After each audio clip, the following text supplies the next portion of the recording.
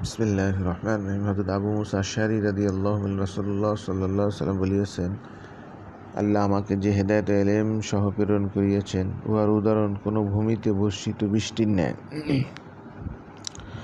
ওই ভূমির একটি খণ্ড অতি উত্তম, ফলে উহা পানি গ্রহণ করিল এবং প্রচুর সবুজ ঘাস উৎপন্ন করিল।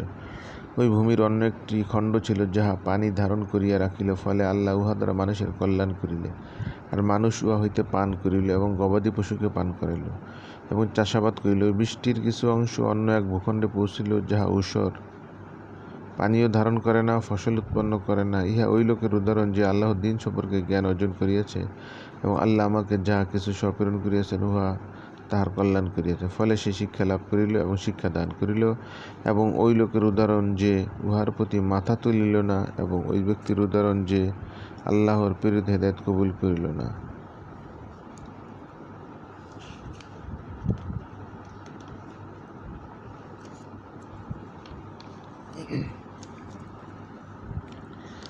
হযরত জাবের রাদিয়াল্লাহু আনহু রাসূলুল্লাহ সাল্লাল্লাহু আলাইহি ওয়াসাল্লাম বলিয়াছেন, আমার এবং তোমাদের উদাহরণ ওই ব্যক্তির ন্যায়, যে আগুন জ্বালাইল, ফলে ফড়িং ও পতঙ্গ দল উহাতে ঝাঁপাইয়া পড়িতে লাগিল, আর সে করুণাবশত তাহাদিগকে দূরে সরাইতেছে।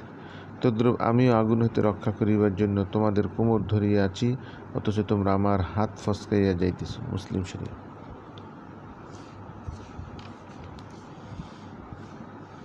হযরত জাবের রাদিয়াল্লাহু হইতে বর্ণিত আছে যে রাসূলুল্লাহ সাল্লাল্লাহু আলাইহি ওয়াসাল্লাম আঙ্গুল ও বর্তন চাটিয়া খাইবার আদেশ করিয়াছেন এবং বলিয়াছেন, তোমরা জানো না যে খানার কোন অংশে বরকত রহিয়াছে। মুসলিম শরীফ।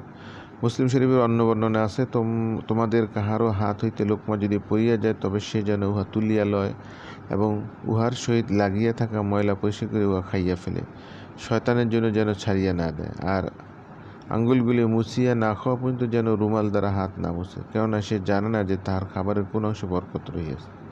মুসলিম শরীফের অন্য এক বর্ণনা আছে, শয়তান তোমাদের প্রতিটি কাজে তোমাদের প্রত্যেকের নিকট উপস্থিত থাকে, এমনকি তাহার আহারের সময় তাহার নিকট উপস্থিত থাকে। সুতরাং তোমাদের কাহারও হাত হইতে লোকমা পড়িয়া গেলে তাহার কর্তব্য হল উহাতে লাগিয়া থাকা ময়লা পরিষ্কার করে উহা খাইয়া ফেলা এবং শয়তানের জন্য উহা ছাড়িয়া না দেওয়া।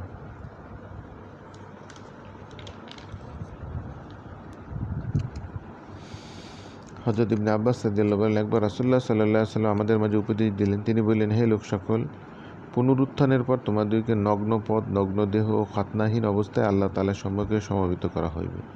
আল্লাহ তাআলা ইরশাদ করিয়াছেন, তোমাদেরকে প্রথমবার যেরূপ সৃষ্টি করিয়াছি, সেই রূপে প্রত্যাবর্তন করাইব।